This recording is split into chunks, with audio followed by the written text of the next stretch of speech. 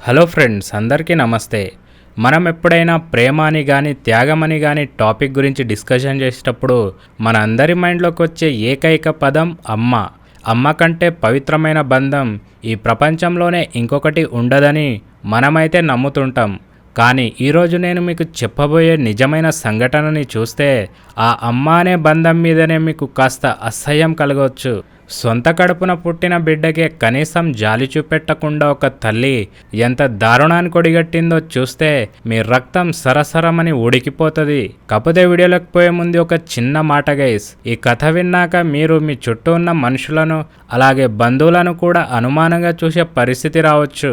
మీరు అంత మెచ్యూర్డ్గా ఈ కంటెంట్ను చూస్తామనుకుంటేనే ఈ వీడియోను చూడండి, లేకపోతే ఈ వీడియోని అస్సలు చూడకండి. సరే, ఇక కథలోకి అయితే వెళదాం. ఇది జరిగింది మహారాష్ట్రలోని జలగావ్ జిల్లా పహాడి అనే ఒక చిన్న పల్లెటూరు ప్రాంతంలో.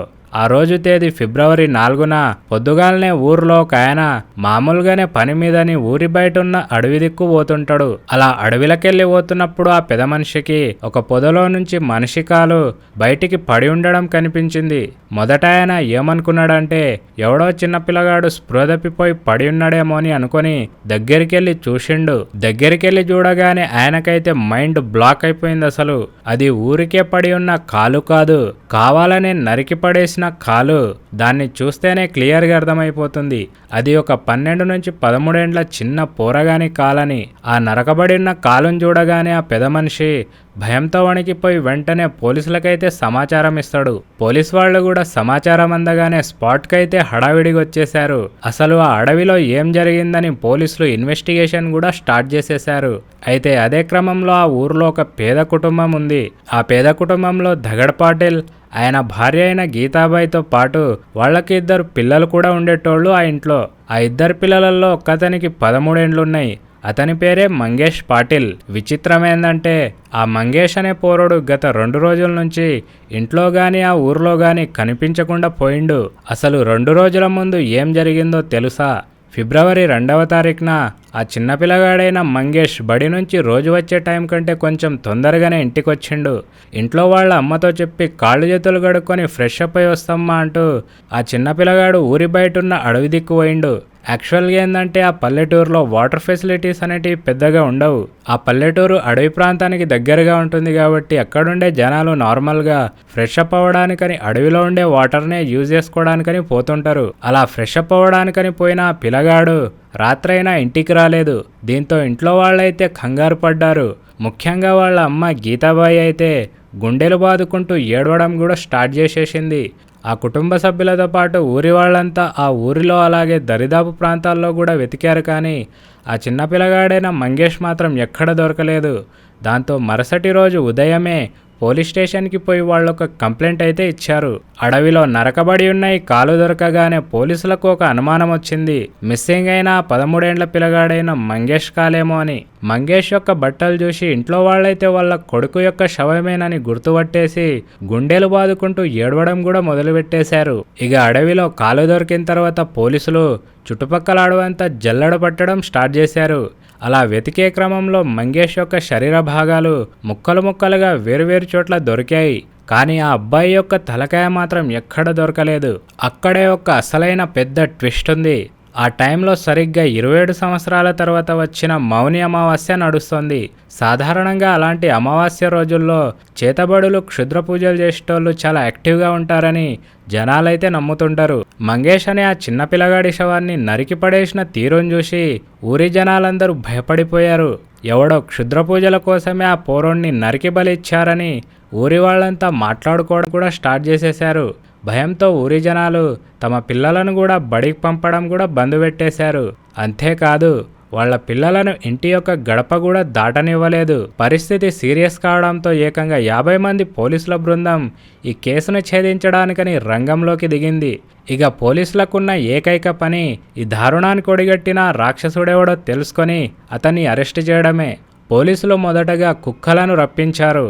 అడవిలో ఆధారాలను పసిగట్టడానికని ఆ కుక్కలను వదిలితే ఆశ్చర్యకరంగా ఆ కుక్కలు అడవి నుంచి నేరుగా పరిగెత్తుకుంటూ పోయి చనిపోయిన పిల్లగాడైన మంగేష్ యొక్క ఇంటి ముందలికెళ్ళి నిలబడ్డాయి. ఆ సిచ్యువేషన్ ని చూశాక పోలీసు వాళ్ళు ఏమనుకున్నారంటే ఆ కుక్కలు చనిపోయిన పిల్లగాడైన మంగేష్ యొక్క వాసనను పసిగట్టి వాళ్ళ ఇంటికి పోతున్నాయని అనుకున్నారు. అలా అనుకునే వాళ్ళు మళ్ళొకసారి కుక్కలను అడవిలోకి వదిలారు.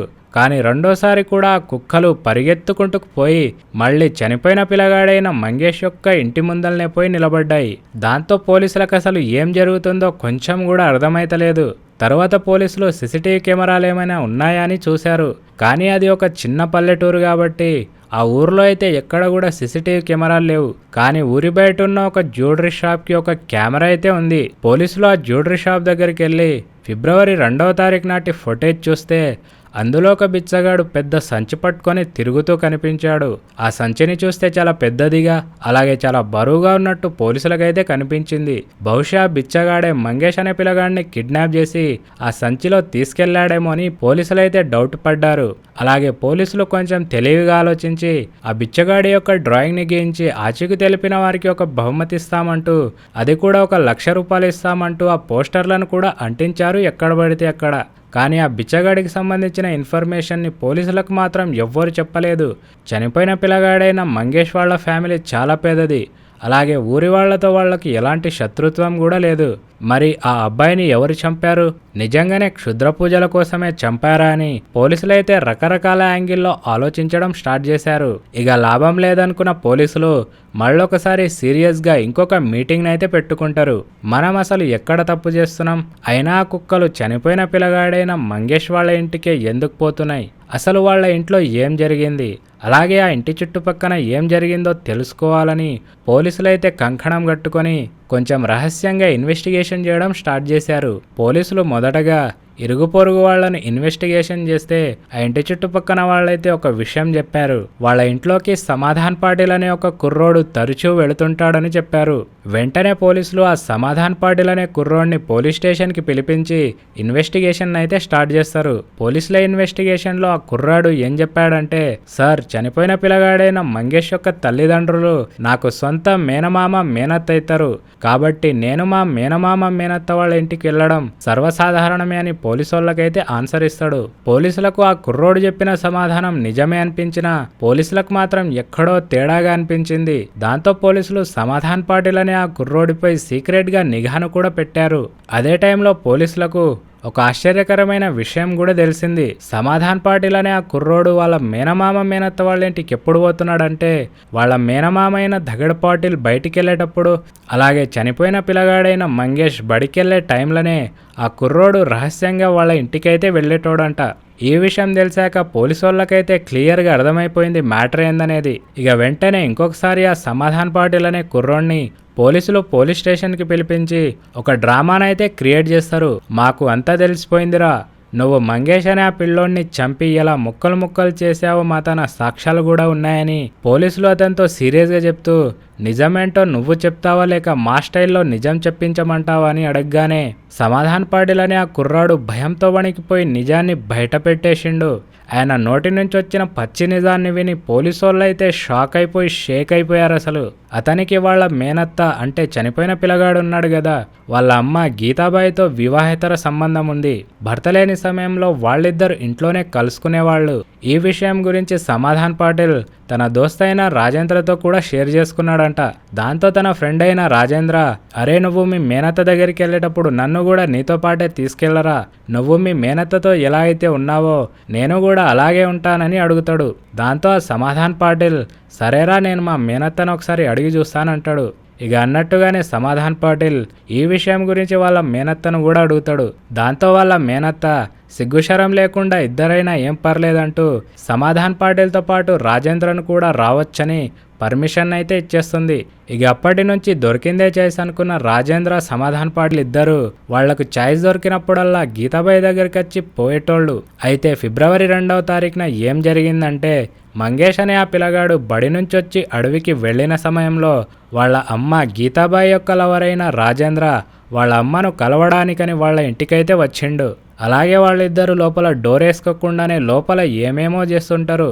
అదే టైంలో అనుకోకుండా మంగేష్ అడవి నుంచి తొందరగా ఇంటికైతే తిరిగొచ్చాడు.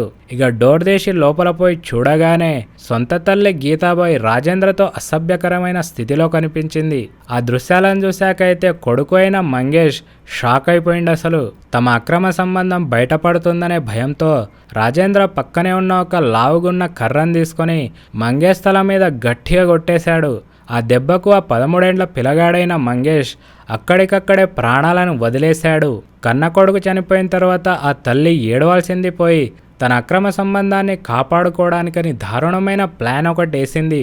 సరిగ్గా ఆ రోజు అమావాస్య కావడం వల్ల మనం శవాన్ని ముక్కలు చేసి అడవిలో ఎక్కడ పడితే అక్కడ చెల్లాచెదురుగా పడేస్తే మన మీద ఎవ్వరికీ అనుమానం రాదని పెద్ద స్కెచ్చే వేసింది ఆ మహానుభావురాలు.